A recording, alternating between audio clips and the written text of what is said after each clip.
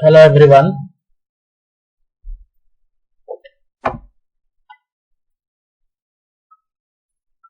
My name is Devashish Padi.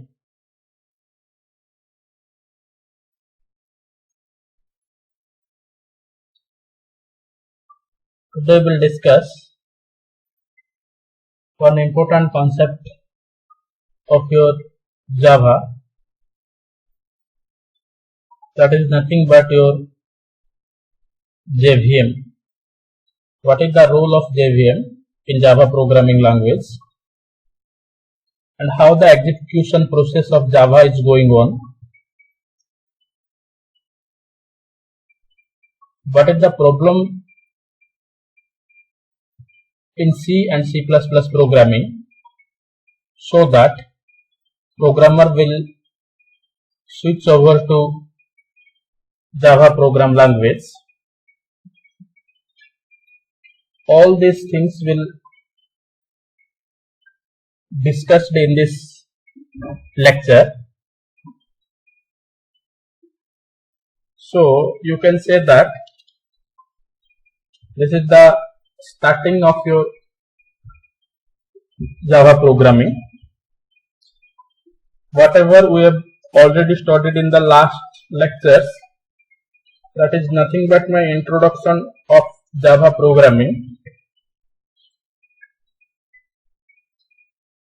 So today we will try to slightly start the small concept of Java, but important concept of Java. That is nothing but the role of JVM in Java programming language, or you can say that the execution process of Java programming, or the architecture of JVM. Okay, so let us start today's class.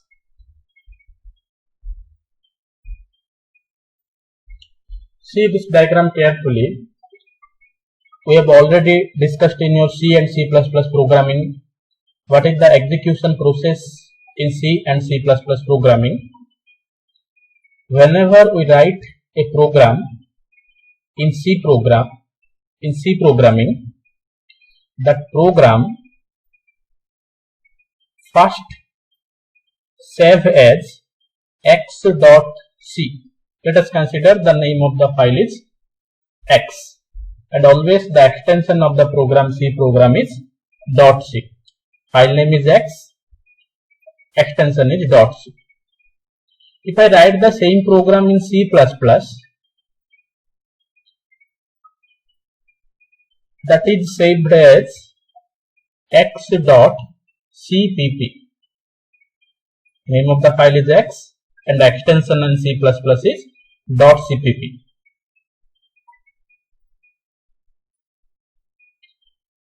Our first, and this .c file or .cpp file is known as my source code instruction. What is generally source code instruction? Whatever the programmer write in the computer is known as source program. The source program must be translated into object program by the help of compiler in C programming. So .c file is changed to .obj file. Compilation process. In the compilation process, x.c file is changed to x.obj file. This is known as my object code. After object code is found, this is not understandable by the microprocessor. So this object file must be changed to executable file. So now we can run the program and the result is x.exe file. Exe means executable file, and this executable file is understandable by the CPU or microprocessor. So what is the process? First .c file is changed to .obj file, and .obj file is changed to .exe file. See, there are lot many other things are involved in the execution process, like your preprocessor, linker, loader, all these things are there, but This is the fundamental execution process in C and C++.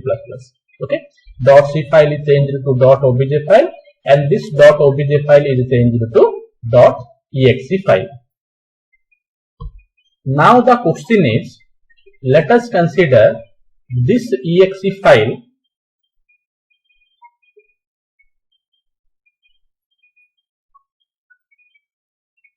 is created by the help of Pentium processor. That means my computer contains Pentium processor. Then that .exe file contains machine language instructions understandable by Pentium processor only. If we try to execute this .exe file on another computer, let us consider that computer contains your Intel processor, then it may not be able to execute that file, because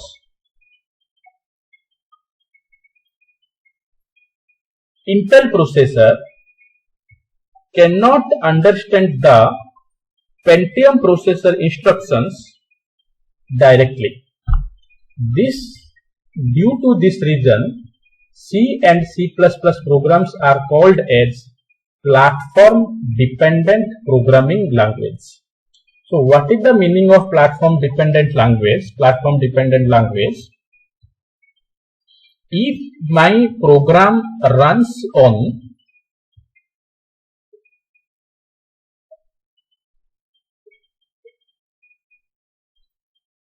one processor, then my program cannot run on another processor.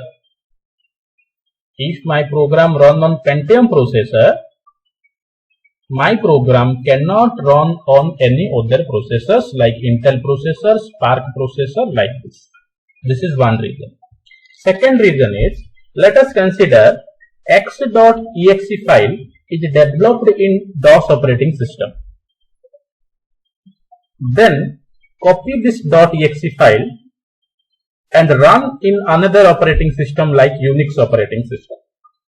We will see that the program cannot run. The reason for this, every operating system stores the data and instruction in different formats. So they are called as system dependent program. That means if one program is run on a specific operating system, if I change the operating system, that program cannot run. That means platform means operating system and processor. Platform means operating system and processor. Platform dependent means if a specific program run on a operating system and processor, if I change my operating system and processor, that program cannot run in any way. That is known as platform dependent programming language. If my program is platform dependent, then there is a problem that my program cannot be implemented on the internet, because internet is nothing but World Wide Web. In world, so many computers are there, and there is no question of using a particular operating system and a processor. Operating system and processor may be used by different peoples on their own choice. So if I can create a program in C and C++ and implement that on internet, then my software or my program is totally failed. So C and C++ programs are not suitable for internet based programming language.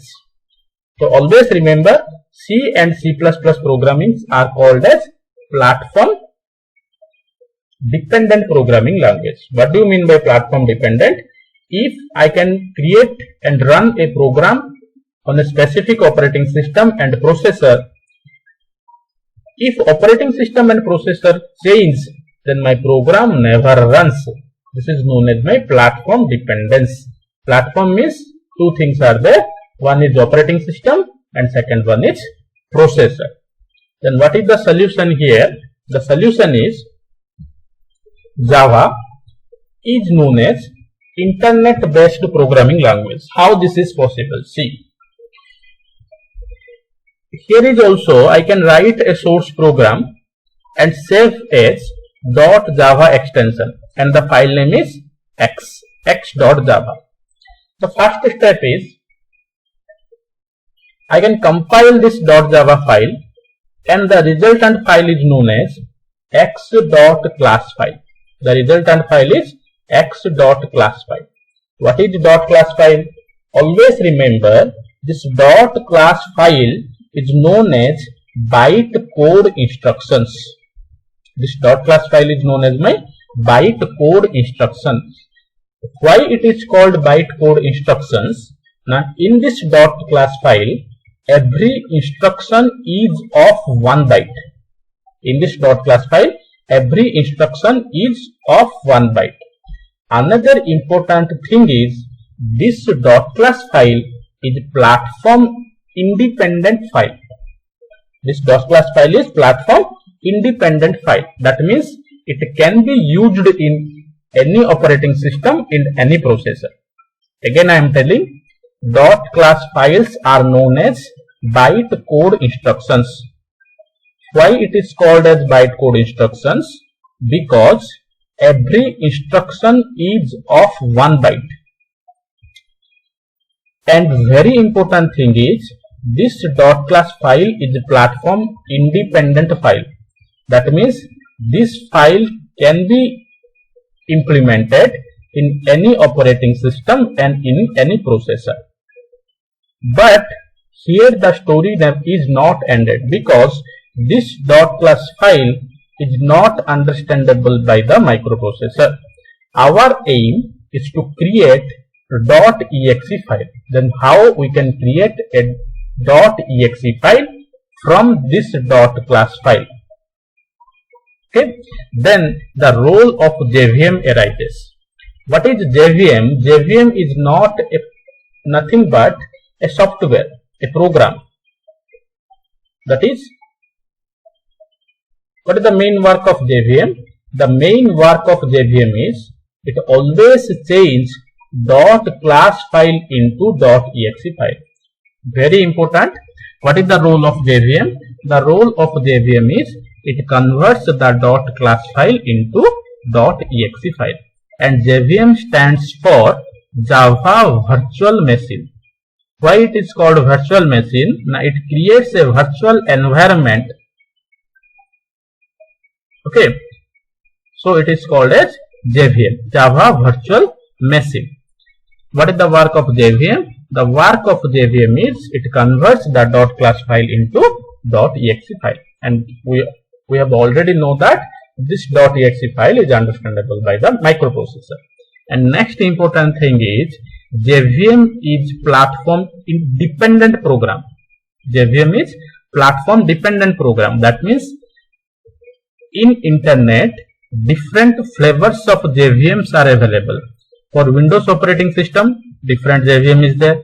For Unix operating system, different JVM is there. For Sun operating system, different JVM is there. So JVM is platform dependent.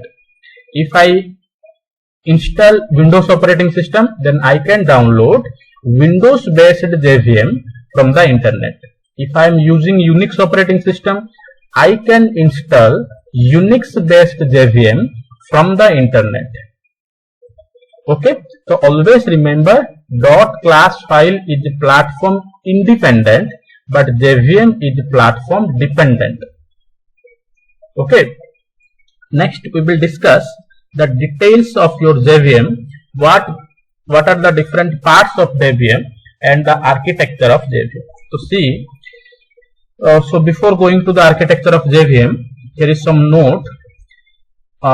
What I have already told you, the class file contains the bytecode instruction, and each instruction in a .class file is of 1 byte.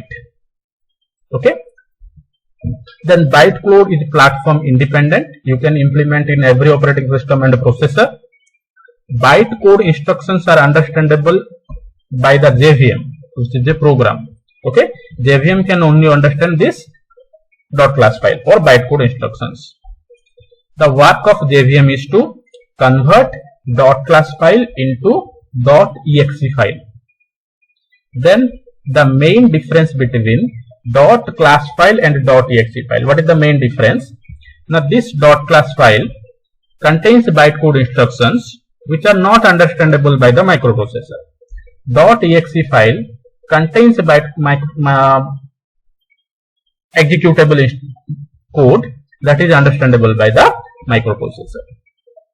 Okay.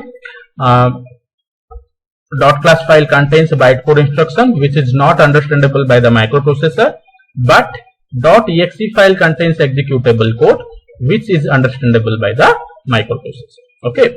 Next we will see the architecture of your JVM. See, this is the architecture of JVM. What JVM generally contains. The main work of JVM is to convert .class file into .exe file. But what actually this JVM contains? This JVM contains one class loader subsystem. Okay, what is the work of class loader subsystem? We will discuss. Then it contains 5 memory areas. These are the memory areas contained in JVM. Okay, class area, heap area, stack area, program counter, then native method stack. And this is known as execution engine. Execution engine contains your interpreter and JIT compiler. That means you can say that in Java we can use both interpreter and compiler. Okay, in C and C++ program we are only using the compiler, but in Java programming I am using both the interpreter and compiler. Okay, and this is known as native method interface. Okay, so what are the working of this class loader subsystem and why these memory elements are used and what is the execution engine, we will discuss. So first, what is class loader subsystem? Okay, what is the work of class loader subsystem? From the name you can imagine it is a loader. Loader means load something. So what can be loaded? Now it can load the .class file into the memory. Okay, the main work of class loader subsystem is it loads the .class file into memory. Okay, first the .java file is compiled and that .java file is changed to .class file. Then how this .class file is loaded into memory? Now by the help of this class loader subsystem.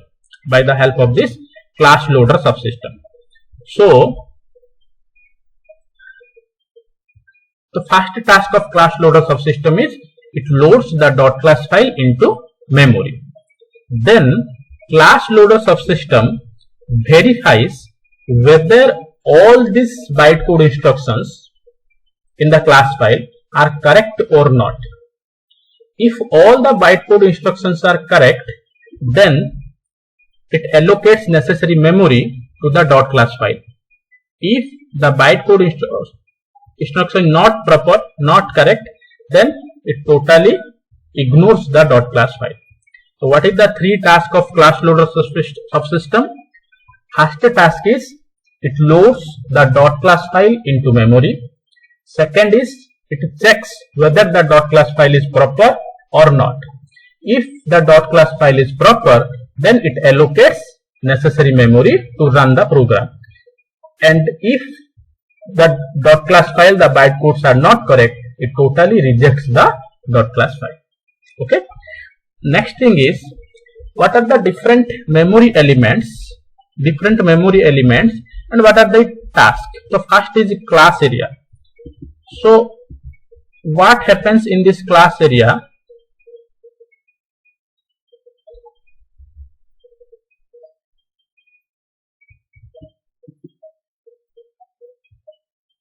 Or you can say that it is a method area, whatever you can say, class area or method area.